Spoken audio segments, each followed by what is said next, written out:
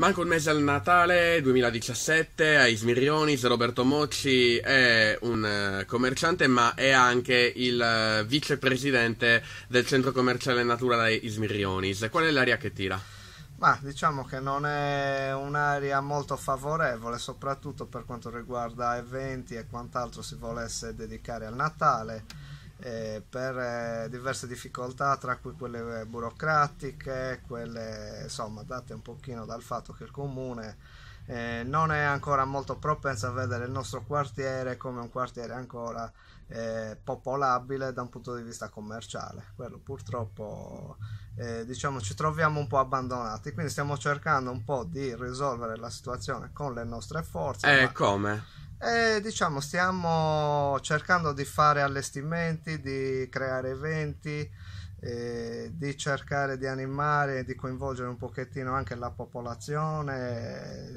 Come esattamente? C'è già qualcosa che bolle in pentola? Allora, le idee sono tante, ancora non riusciamo a fare una realizzazione vera e propria per motivi di inesperienza nostra, perché come centro commerciale siamo nati da pochissimo tempo, siamo proprio giovanissimi da questo punto di vista e quindi ci stiamo cercando di menare nei meandri del comune, insomma. Ma una domanda, non è un qualcosa di curioso, per non dire anche di grave, che il comune non ha fatto niente per Ismirionis e dobbiate pensarci voi commercianti? Certo, quello assolutamente. Una mano data dal comune sarebbe stata una manna dal cielo, quello senza ombra di dubbio, un aiuto grandissimo, assolutamente.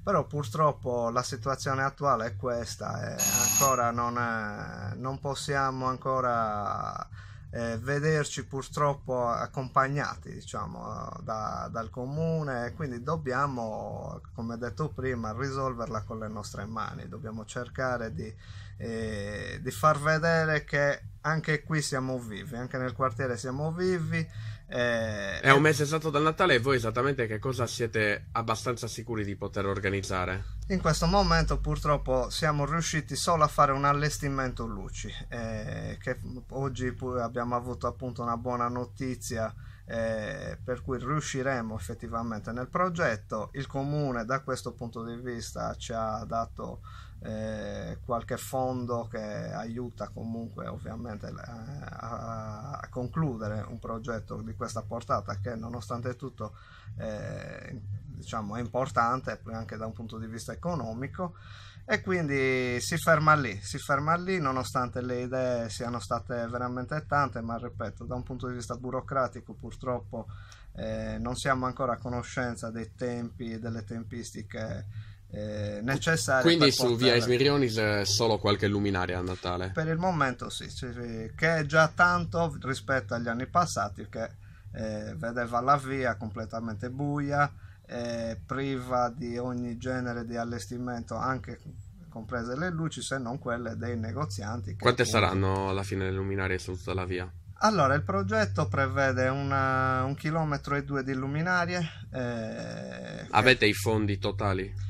Questo ancora non lo sappiamo, stiamo aspettando preventivi, però speriamo insomma di rientrarci. Male che vada, come sempre metteremo fondo alle nostre risorse, alle risorse personali di ciascun negoziante o a chi ovviamente vorrà partecipare, in modo da poter, ripeto, rendere vivo questo quartiere, da renderlo finalmente un pochettino un po' più giovane. Alla fine della giostra il comune ha organizzato molti Natali in giro per la città, qua a Ismirionis no, vi sentite in qualche modo esclusi?